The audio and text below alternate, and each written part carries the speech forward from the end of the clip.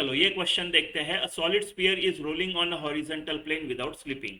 If the ratio of angular momentum about axis of rotation to the of the sphere to the total energy of moving sphere is pi is to 22. तो value of angular speed बताना है. हमको दिया है कि एक आपका solid sphere है, राइट, वो एक हॉरिजॉन्टल प्लेन पे रोल हो रहा है ओमेगा एंगुलर वेलोसिटी से, राइट. इसका सेंटर ऑफ मास आगे बढ़ता रहेगा, ट्रांसलेशन होता रहेगा. हमको दिया है कि angular momentum about this axis of rotation, let's say angular momentum about axis of rotation to total energy of this moving sphere is pi upon 22. आपको निकालना है ओमेगा. ठीक है, तो आपका L क्या आएगा?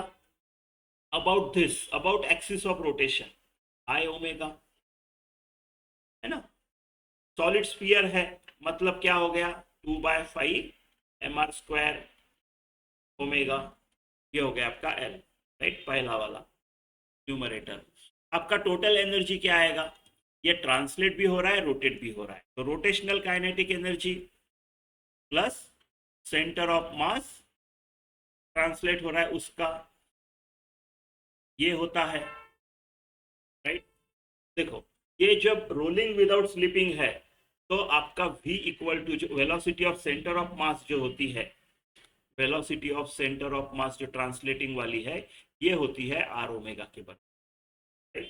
एक तो आपका ये पॉइंट ऑफ कांटेक्ट जो है वो स्टेशनरी होता है, नहीं, ये मूव नहीं होता, इसकी वेलोसिटी 0 होती है.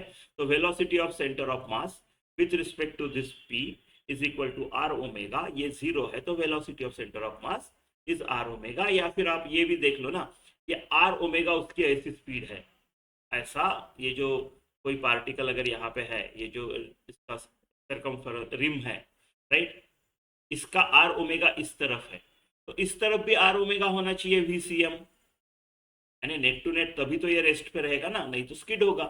अगर स्किड नहीं हो रहा है, रोलिंग विदाउट स्लिपिंग है, तो V equal to R omega. ठीक है, तो इस हिसाब से ये क्या हो जाएगा? टोटल एनर्जी जो हो जाएगी मेरी, वो हो जाएगी हाफ 2/5 mr स्क्वायर, उसका I है omega square, plus half m V equal to R omega, तो आर स्क्वायर ओमेगा स्क्वायर, ये दो दो गया, कितना हुआ?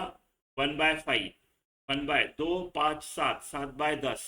तो आपकी जो टोटल एनर्जी है वो है 7/10 m R square omega square. दोनों है मेरे पास, है ना. तो pi upon 22 is equal to 2/5 mr square omega divided by 7/10 m r square omega square.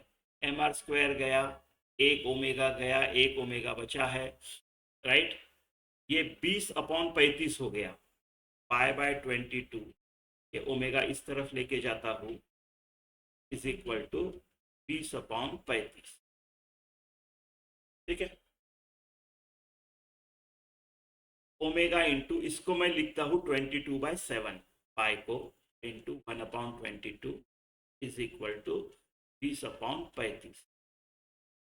ये गया, राइट, ये बचा 5, ये बचे 4. Omega is equal to 4 rad per second, 4 आएगा आपका.